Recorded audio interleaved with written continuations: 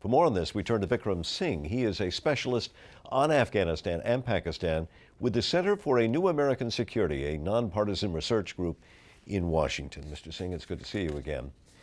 Thanks. What are we to make of this latest Taliban offensive? Well, this is really the kind of thing that happens pretty often in this area. And I think the most interesting thing about this particular attack is that it reminds us that sanctuary isn't just an issue of al-Qaeda and Taliban hiding out in Pakistan and attacking us in Afghanistan.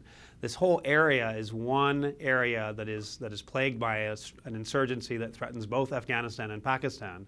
And the sanctuary really runs both ways. And in this case, we see sanctuary in Afghanistan contributing to destabilizing Pakistan, with Taliban fighters crossing over. For the most part, al-Qaeda is now mostly in Pakistan and not really in Afghanistan, but the Taliban is on both sides of the border. Well, one of the things that struck me about this, and remembering my time in Afghanistan, historically the Taliban have sort of laid low during the winter. There have been seasons to this kind of fighting. We talk about a spring offensive. So a mission like this in the middle of winter seems to be a change. Well, one of the things we have been worried about was that there might be considerably more attacks inside Afghanistan, near around Kabul and in the cities over winter. And that hasn't been as bad as it could have been yet. There's a lot of winter to go. But up in the mountains, when you're talking about people basically crossing from one mountainous area into another, this was just on the border. I mean, those kinds of areas, I think, they're living and functioning there all winter long, and it's not really that surprising to have an attack in that area. It would be more surprising if they were launching big attacks into the plains in Afghanistan and coming down out of the mountains. Vice President-elect Joseph Biden has just toured the region there. What do you think he was out there to accomplish?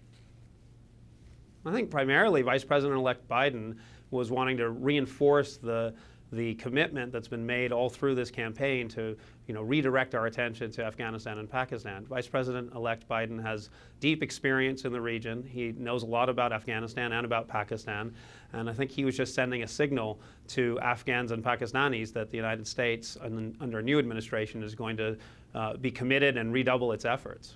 We're almost out of time, but last week the U.S. announced the deaths of these two high-ranking al-Qaeda experts that were actually in Pakistan. They're struck by a Predator missile, it's believed. How significant is their death? I think it just continues to show us that these strikes can be successful when the intelligence is right and when the targets are taken out quickly.